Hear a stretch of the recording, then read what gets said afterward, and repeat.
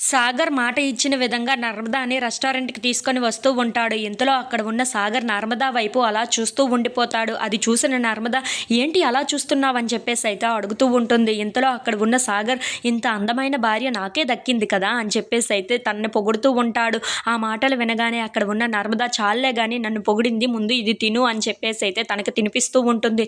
ఇంతలో అక్కడ ఉన్న సాగర్ అయితే చాలా సంతోషిస్తూ ఉంటాడు. అక్కడ ఉన్న సాగర్ కూడా నర్మదాకి ఇదిగో నువ్వు తిను అని చెప్పేసైతే అలా ఒకరినొకరు చాలా ప్రేమగా చూసుకుంటూ, చాలా ప్రేమగా తినిపించుకుంటూ ఉంటారు. ఇంతలో రామరాజు అక్కడికి వస్తూ ఉంటాడు. అలా వాళ్ళిద్దరిని అక్కడ చూసి ఒక్కసారిగా షాక్ అయిపోతూ ఉంటాడు.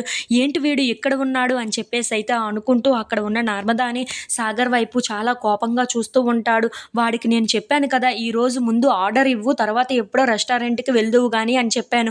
కానీ ఇప్పుడు ఏమో వీడు నా మాటను కొట్టేసి తన భార్యని ఇక్కడికి తీసుకొని వచ్చి రెస్టారెంట్‌లో ఎంజాయ్ చేస్తున్నాడా అని చెప్పేసైతే అనుకుంటూ ఉంటాడు. ఇంతలో అక్కడ ఉన్న సాగర్ మాత్రం నర్మదాతో చాలా సంతోషంగా తినిపిస్తూ చాలా సరదాగా మాట్లాడుకుంటూ ఉంటాడు. అది చూసిన రామరాజు మాత్రం చాలా కోపంగా సాగర్ వైపు చూస్తూ ఉంటాడు.